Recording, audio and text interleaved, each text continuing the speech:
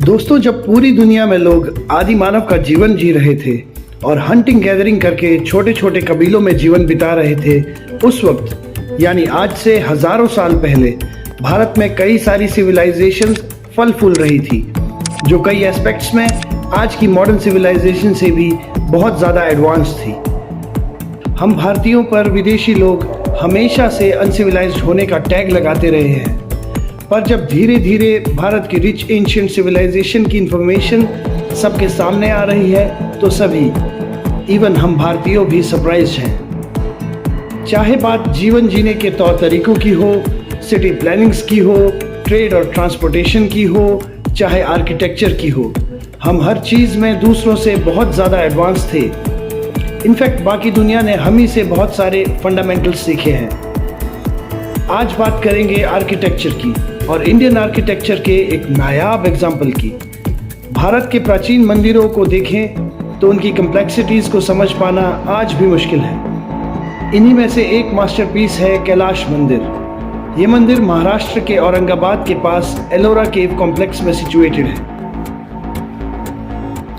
Ellora complex, जो 34 carved cave temples का एक ग्रुप है। कैलाश टेम्पल इनमें से सबसे बड़ा और सबसे ज़्यादा कॉम्प्लेक्स है। आज हम इसी टेम्पल से जुड़ी कॉम्प्लेक्सिटीज़, मिस्ट्रीज और मिथ्स के बारे में बात करेंगे।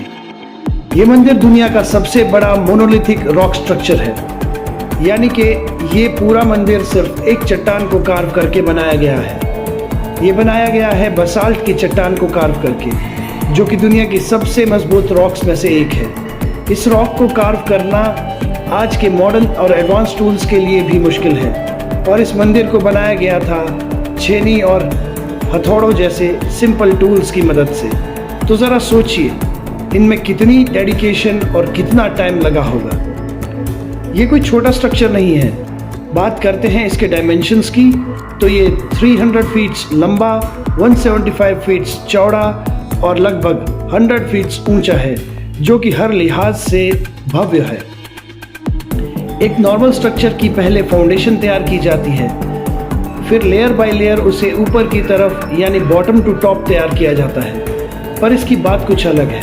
आइए देखते हैं। सबसे पहले तो इसे बनाने वालों ने एक डिफेक्टलेस सिंगल ह्यूज चट्टान को सिलेक्ट किया होगा। इसके बाद इसकी क्वालिटी से जुड़े हर पहलू की जांच की होगी। फिर इसके डायमेंशंस को ध्यान में रखते हुए इसका डिज़ाइन तैयार किया होगा, और सिर्फ सिंपल डिज़ाइन नहीं, डिज़ाइन से जुड़े हर पहलू और हर बारीकी को डिटेल में तैयार किया होगा, क्योंकि इसे बनाने में कोई गलती की गुंजाइश नहीं थी। एक गलती और हर चीज़ दोबारा शुरू करनी पड़ती।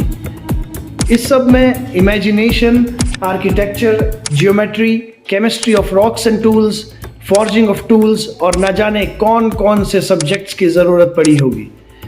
इन सब के बाद जब इसे बनाने की बात आई, तो नॉर्मल बॉटम टू टॉप नहीं, बल्कि टॉप टू बॉटम अप्रोच को अपनाया गया।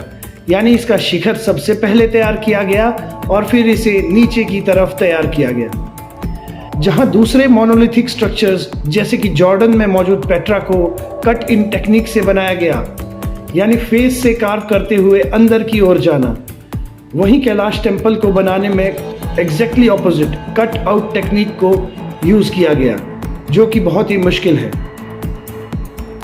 इस टेम्पल की कंस्ट्रक्शन की एक्चुअल डेट और इसे किसने बनाया, ये आज तक डाउटफुल है।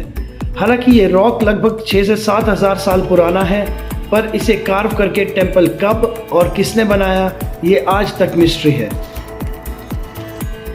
हिस्टोरियंस और आर्कियोलॉजिस्ट्स का कहना है कि इस टेम्पल को राष्ट्रकूटा किंग कृष्णा वन ने 756 से 773 एडी के बीच बनाया था।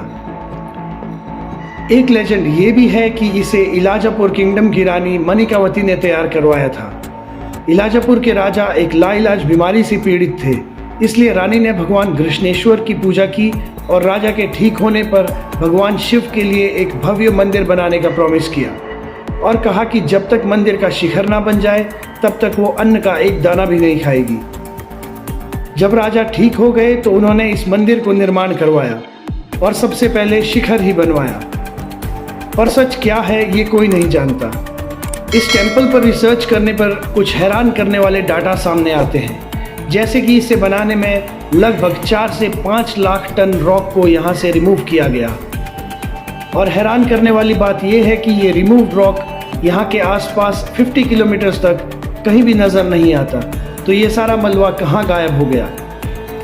कुछ लोगों का तो ये भी मानना है कि इसे किसी एलियन या एक्स्ट्रा टेरेस्ट्रियल स्पीशीज़ ने प्लाज्मा कटिंग जैसी या CNC कटिंग जैसी किसी टेक्निक से रॉक को मेल्ट करके उसे इवेपोरेट करके बनवाया गया होगा। हिस्टोरियंस और आर्कियोलॉजिस्ट ये भी क्लेम करते हैं कि इस टेम्पल का कंस्ट्रक्शन केवल 18 साल में किया गया, वो भी छेनी और हथौड़ों जैसे प्रिमिटिव टूल्स की मदद से। 18 साल में 4 से 5 लाख टन रॉक को स्कूप करके हटाया गया होगा। अगर हम ये माने कि यहाँ 7 से 8 हज़ार वर्कर काम करते थे, जबकि 7 से 8 हज़ार वर्कर का एक साथ इस जगह पे काम करना मुश्किल है, वो भी इतने प्रिसीशन से, फिर भी अगर उन्होंने 18 साल तक रोबोट्स की तरह काम करते हुए हर दिन 12 घंटे काम किया होगा और उन्हें 4 से 5 लाख टन रॉक हटाना था, तो एक साल में उन्होंने लगभग 22,000 टन रॉक रिमूव किया होगा, यानी 60 टन डेली और 5 से 6 टन रॉक हर घंटे रिमूव किया होगा। सिर्फ रॉक रिमूव नहीं किया, बल्कि रॉक को डिटेल में कार्व किया, उसमें इंट्रिकेट डिज़ाइंस बनवाए और उन डिज़ाइंस को प्लान भी किया, जो कि लगभग इम्पॉसिबल सा लगता है। एक इंटरेस्टिंग किस्सा ये है कि 1680s में मुगल किंग औरंगजेब ने 1000 वर्कर को 3 साल के लिए हायर किया था इस टेम्पल को डिस्ट्रॉय करने के लिए। फिर भी वो इस टेम्पल को डिस्ट्रॉय नहीं कर पाए, बस कुछ कार्विंग्स को इधर उधर से तोड़ पाए थे। तो क्या सच में ये 18 साल में बन गया होगा? कुछ रिसर्चर्स का मानना ये भी है कि इस टेम्पल के नीचे एक अंडरग्राउंड सिटी हुआ करती थी और उसमें अंडरग्राउंड सिविलाइजेशन रहा करती थी। ऐसा वो इसलिए क्लेम करते हैं क्योंकि इस टेम्पल्स की केव्स में बहुत से नैरो अंडरग्राउंड टनल्स और पैसेजेस हैं, जो कि कुछ ही दूरी पर जाके इतने तंग हो जाते हैं कि उसमें इंसानों का पास होना मुश्किल हो जाता है। यहाँ फ्लोर पे जगह जगह होल्स मिलते हैं, जो कि शायद इस अंडरग्राउंड सिटी के लिए वेंटिलेशन शाफ्ट्स का काम करते होंगे, एयर सर्कुलेशन के लिए। यहाँ पर कार्विंग्स पर भी नॉर्मल साइज्ड गॉड्स की इमेजेस हैं और उनके नीचे छोटे छोटे ह्यूमंस जैसे दिखने वाली इमेजेस हैं, जो कि यहाँ टाइनी अंडरग्राउंड स्पीशीज़ के होने की तरफ इशारा करती है, जो कि आज के ह्यूमन से छोटे और यूं कहे कि ह्यूमनॉइड्स जैसे दिखते थे। और भी बहुत सारी मिस्ट्रीज होंगी इस टेम्पल से जुड़ी, जो कि हमें धीरे धीरे रिसर्च के थ्रू पता लग रही है।